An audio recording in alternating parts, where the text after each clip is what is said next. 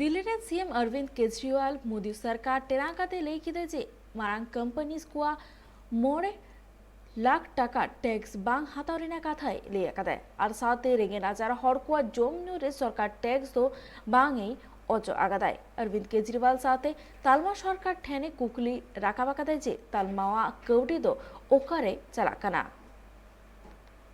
जनता को फ्री में मिलने वाली सुविधाओं का विरोध किया जा रहा है। जिस जबरदस्त तरीके से विरोध किया जा रहा है, कहा जा रहा है कि अगर सरकारें जनता को फ्री में सुविधाएं देगी तो सरकारें कंगाल हो जाएंगी, देश के लिए बहुत आफत पैदा हो जाएगी, इन सारी फ्री की सुविधाओं को बंद किया जाए। इससे एक मन में शक पैदा होता है कि क्या केंद्र सरकार की आर्थिक हालत बहुत ज़्यादा कहीं ख़राब तो नहीं हो गई है। इतना ज़बरदस्त तरीके से विरोध क्यों किया जा रहा है। पिछले 70-75 साल से सरकारी स्कूलों के अंदर फ्री में शिक्षा मिलती आई है। पिछले 70-75 साल से सरकारी अस्पतालों में गरीबों को फ्री दवाइयाँ मिलती हैं, फ्री राशन हर महीने भेजा जाता है। अचानक ऐसा क्या हो गया कि इन सारी चीज़ों को बंद करने की, इन सारी चीज़ों को वापस लेने की, इन सारी चीज़ों के खिलाफ इतना ज़बरदस्त विरोध क्यों पैदा हो गया। केंद्र सरकार की आर्थिक हालत ठीक तो है। अभी थोड़े दिन पहले ये अग्निवीर स्कीम लेके आए, अग्निवीर योजना।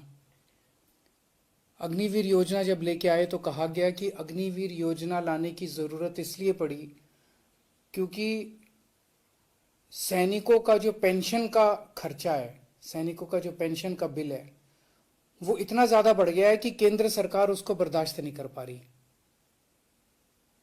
आज़ादी के बाद से आज तक पहली बार ऐसा हुआ है कि कोई केंद्र सरकार ये कह रही है कि हमारे से सैनिकों की पेंशन का बिल बर्दाश्त नहीं कर किया जा रहा।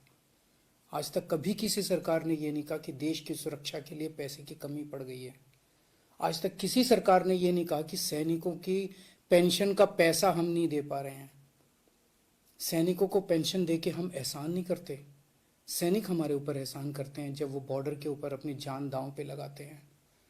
ऐसा क्या हो गया केंद्र सरकार को कि केंद्र सरकार के ऊपर केंद्र सरकार अब सैनिकों के पेंशन की बिल भी, पेंशन सैनिकों का पेंशन भी देने की हालत में नहीं बची है और उन्होंने उस पेंशन के बिल को ख़त्म करने के लिए अग्निवीर योजना लेके आए हैं।